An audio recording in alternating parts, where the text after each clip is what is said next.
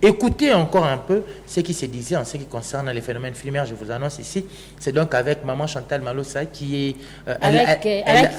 avec Maman Chantal Malossa qui avait vraiment préparé une bonne nourriture pour vous, chers téléspectateurs, malgré le retard, un petit peu retard, à cause des embouteillages au Congo. Nous tous, nous vivons ça, nous vécons ça, chaque jour, chaque matin, chaque heure.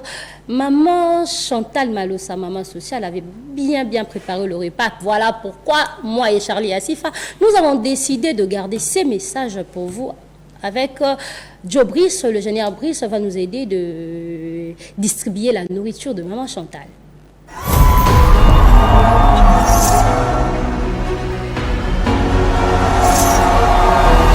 Merci beaucoup. Maman Chantal Azali, infirmière, manager de soins na hôpital Otobengi Chur Oyo, Azali ex-mama Emo. Azali infirmière néphrologue, Azali infirmière prestataire en counseling VIH-Sida, Azali infirmière prestataire na planification familiale. Na chef de service aussi, na service à naissance désirable qu'on appelle service à planification familiale. Na kati ya phénomène fille-mère, toza na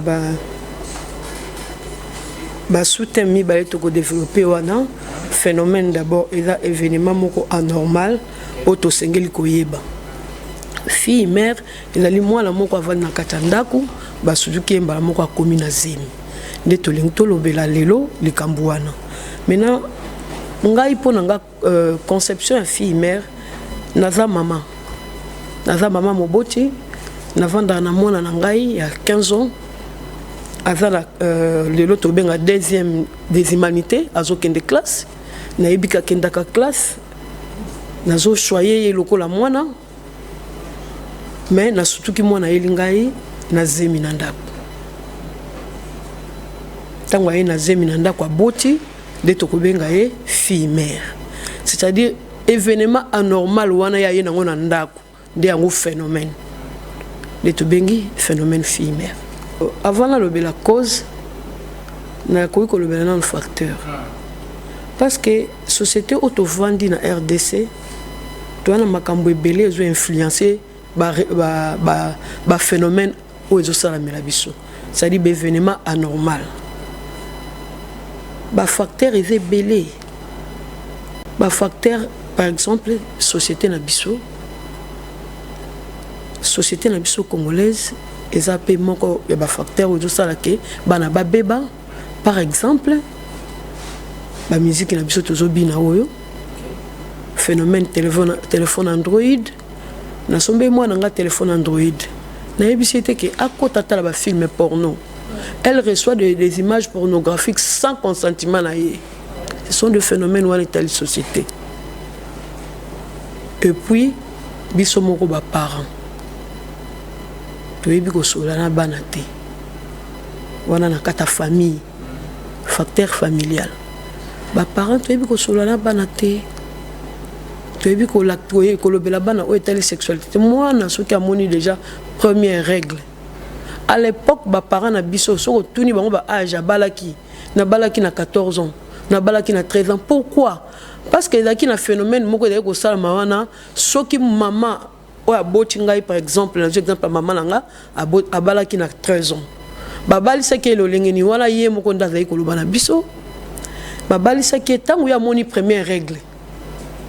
Et puis à cette époque là ba mariage ezaki entre les deux familles arrangement ba parents yo koye ba kututé ozamono sala musala malam papa ya mwana mobala tala kayo observer kayo okenda kotokela mama no mai wala mama nanga ndazo expliquer nga okenda kotokela mama no mai papa ya mwana mobala tala kayo outi kolongola nguba na bilango zoleka na nguba papa wana asala ngo exprès parfois na nguba na ndako na ye asengi yo nguba tango yo kolongola nguba opesi amoni déjà ndenge nini yo zali loyal na kata société. Et puis devant ba problème ba fille tu n'es pas là aye ko intéresser ba boti ya mama na ngai alors bité biso to sepela mwana bina mwasi akoma mwasi ya mwana na biso. Maintenant nous allons faire quoi?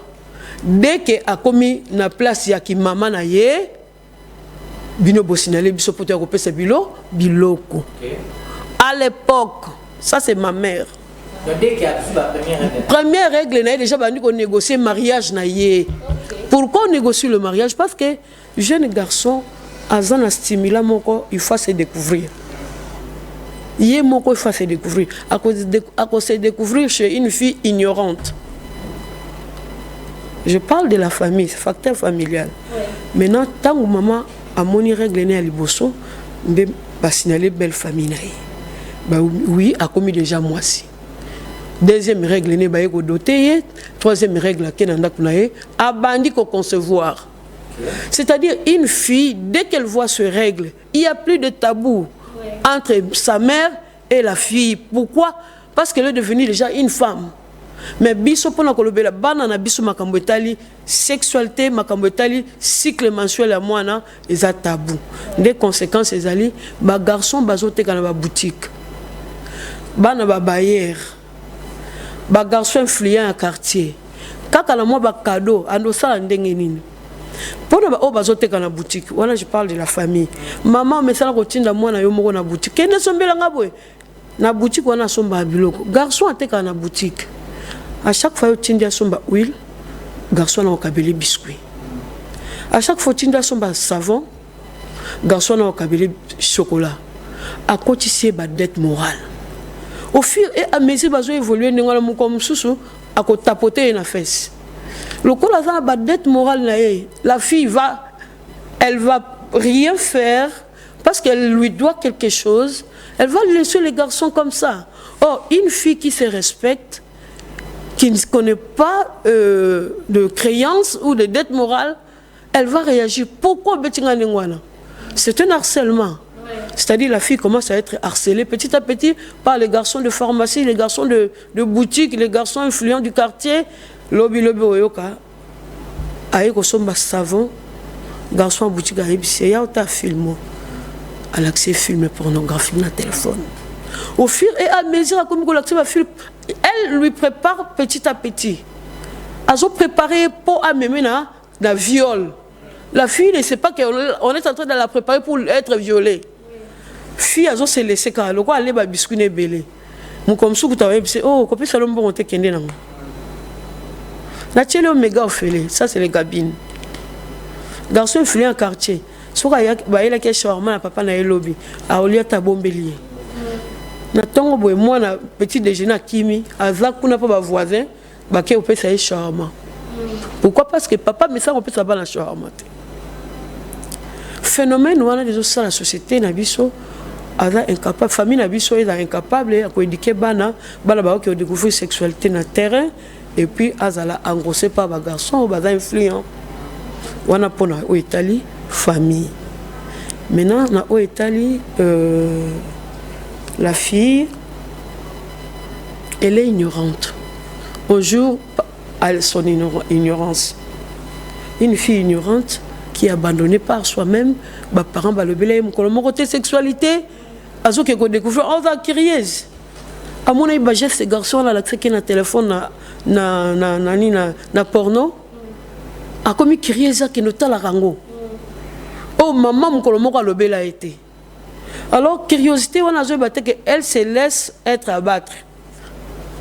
Au fur et à mesure que Gotalango a comme faible, a cédé. C'est l'ignorance qui tue la fille. Ça peut être l'ignorance. Et puis, chez l'homme, le garçon, c'est un homme. Il a les hormones. Les hormones chez l'homme, ça parle. Moi, la mobile, sur la douche, maman, il faut veiller sur les garçons. Soit qu'il y a une douche, il y a la main à l'île, fou.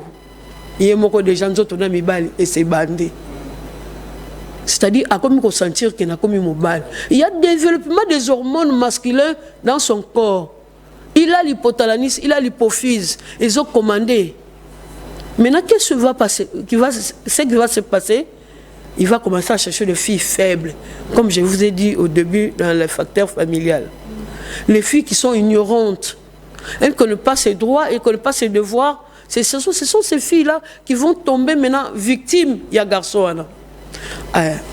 Attesté qui est déjà ignorante, attesté qui est déjà sous-informé, maintenant c'est quoi comme il faut jouer. Pourquoi pas se tester si vraiment réellement ce que je vois, ça se fait comme ça se passe comme ça. Et le mature, il est mature plutôt, n'a pas d'information, pour nous, on a un téléphone. Maintenant, il veut passer à l'acte pour confirmer ce qu'il voit dans son téléphone. Parce que maintenant, les pornos, on l'envoie dans le téléphone sans demande. Moi, la mobile, c'est par curiosité qu'elle fait ça. Pour les conséquences, il y en a nombreuses. Je vous ai dit, il y a les conséquences au niveau des parents. Chez les parents, ils vont subir des harcèlements des petits enfants. Oh, mon beau, tu seras ça la raté. Chômage. Et au salake, ration na bango ezaki moi 100 grammes et kiti na 60 grammes. Pour mon père moko abaksami na famille. Papa wa aza chômeur à salakate, yé moko arokoma ko surmener. Pourquoi? Parce qu'il faut réfléchir comment on doit prendre en charge à moi na ya koko na ye. Ça dit conséquences énormes na ba parents et puis na petite fille na ba parents. Papa d'abord, c'est lui qui est le plaque tournant de la famille. Pour que mes revenus mensuels là, il a problème pour salakate ou soit à salaka, mes revenus mensuels les minimes par rapport à mes besoins. À surmener.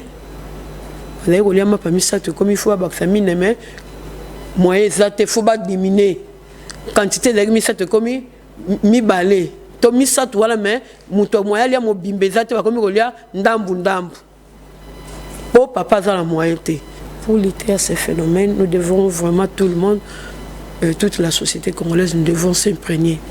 Il faut bisonner surtout côté Likambango, parce que les Likambo est la famille pauvreté, la famille riche, la bango bazo être engrossé par les bonnes, le boy, hein? Les bonnes c'est la bonne c'est la servante, c'est la fille de la maison qui est engrossée par le boy, ok?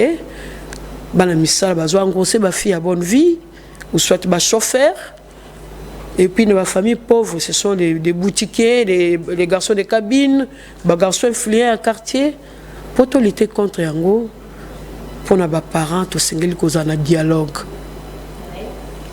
Moboti nyonso sengeli kozana dialogue na mwana na ye ya mwasi pour na kolakisa mwana na ya mwasi awa mwana na ngai omoni makila ya yambo. Au moins la première règle na yo aussi au commis mwasi. C'est-à-dire makila oyo nde yango esalaka mwana. Soki yo meki okokoma na zemi. Makila wana esalaka mwana ndenge nini? Nzambe asala mwasi na ba hormone otobengi ba progestatif na ba oestrogène. Ba progestatif eza ba hormone ya maternité. Ba oestrogène eza ba hormone ya allaitement. Tant que vous avez des règles, les règles sont des progestatifs ou soit aux ans des progestatifs ou ils circuler dans tout le une fois comme une zemi, les progestatifs sont des sous-soutés et ils ont contribué à la construction à moi. Et comme ils ont la hormone d'allaitement, ceux qui ont bâti au développé des hormones oestrogènes. C'est-à-dire que les hormones tango ekoli na nzoto nonde omoni règle soki omoni règle là c'est okomi prête ya mariage okomi prête ya ko procréer mama folobela mwana na yo ke tango omoni ba première règle na yo elaki okomi mwasi okoki kozwa zemi lolenge nino sengeli kosukola ba règle na yo lolenge nino sengeli kosukola ba slip na yo lolenge nino sengeli koyekola mulai pe munene ya cycle na yo po zemi ambala kaka eyate.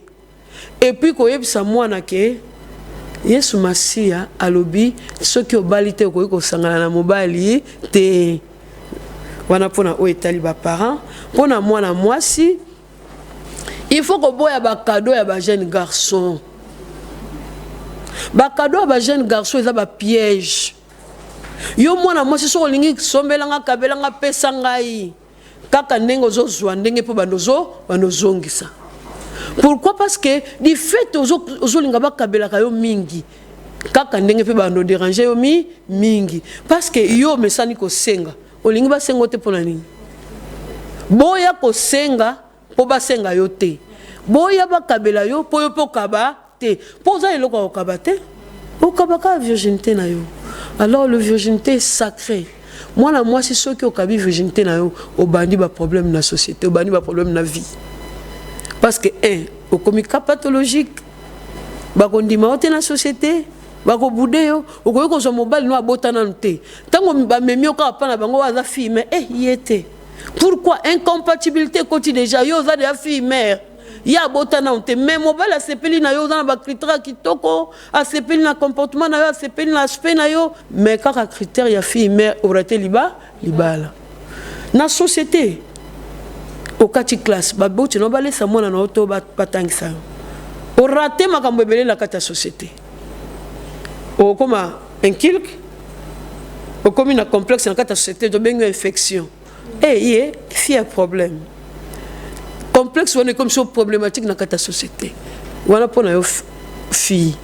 Pona papa na yo akomi ko yoka yo soni. Papa na yo sali soni. Na quartier sika vandi na musale sika salaka. Avec sous la fierté à représenter au que regarde ma fille. Voilà ma fille. Pourquoi? Parce que oh ya ça la maman na yo aussi au sali. Merci beaucoup.